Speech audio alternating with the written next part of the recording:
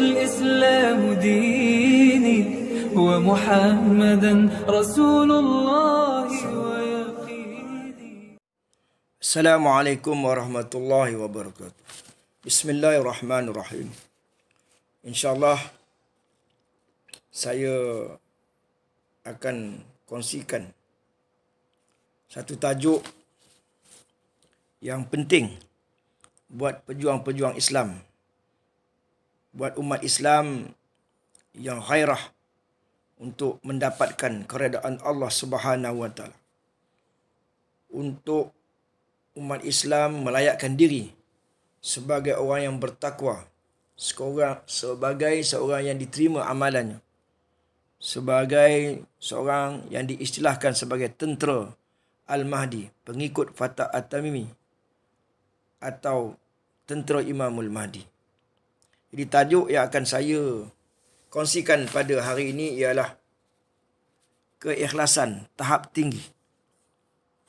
Saya nak pendekkan supaya mudah-mudahan kita dapat hayati. Tak perlu kepada dalil yang panjang-panjang.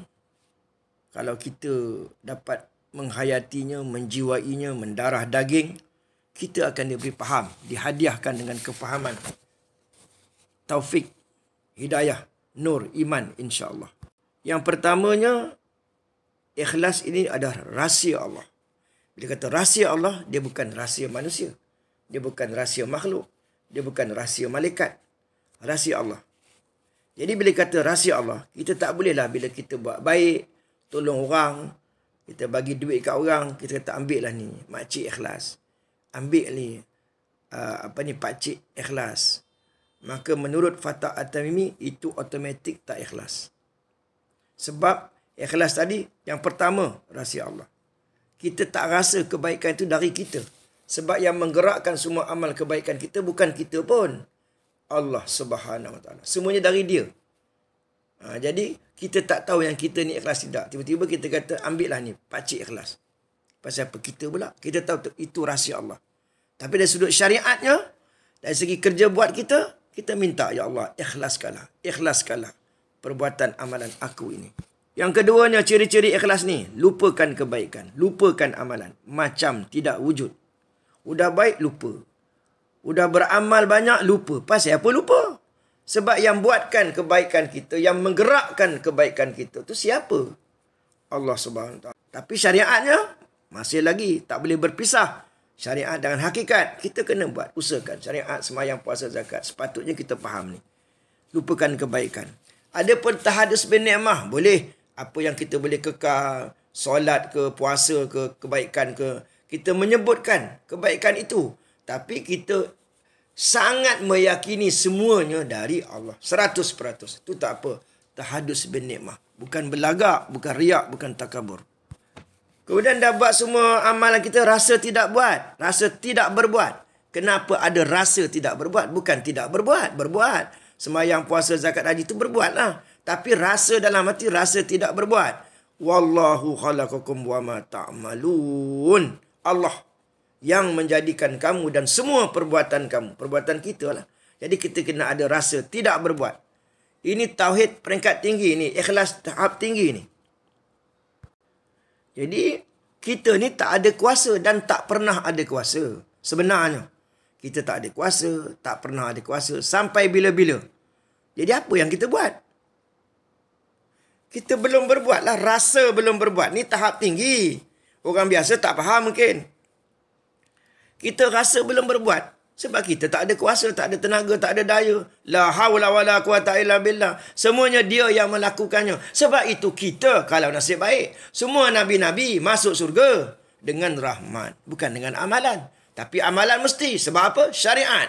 Syariat mana? Takkan tahu-tahu nak rahmat terus. Syariat mana? Amalan mana? Itu yang kita beramal. Tapi tak boleh bersandar pada syariat. Pasal apa? Syariat tadi, sembahyang tadi, siapa yang gerakkan? Siapa yang gerakkan amalan kita? Allah Subhanahu wa taala. Jadi semua amalan kita, sedekah kita, kebaikan kita adalah anugerah dari dia. Yang kita ni apa? Mahaziro. Kita memang tak ada kuasa, tapi kena buat syariat. Itulah sempurnanya Allah. Hebatnya dia. Dia mengizinkan kita usaha dan ikhtiar. Sekalipun usaha tidak memberi bekas. Kuasa dia. Kita usahakan nak buat. Kalau jadi-jadi, tak jadi sudah. Semua atas dia. Sebab itu kita senantiasa, setiap saat, detik dan ketika mengharap pada dia. Jadi kita maha zero. Mana ada sesuatu pada kita. Kita hanya usahakan syariat lahiriah. Yang melakukannya bagi pihak kita Allah. Ini tauhid peringkat tinggi. Orang awam tak faham kena tanya. Banyak tanya, rujuk kepada ustaz-ustaz lain yang lebih pakar lagi. Maknanya sekarang kita ni contohnya semayang. Pejam mata baca nak bagi faham, kita tak boleh ikhlas. Kalau tidak dianugerahkan keikhlasan. Jadi ikhlas itu juga adalah semata-mata anugerah dari Allah. Anugerah dari Tuhan. Tidak boleh kita mengatakan, ambil ni, saya ikhlas ni. Malaikat pun tak tahu.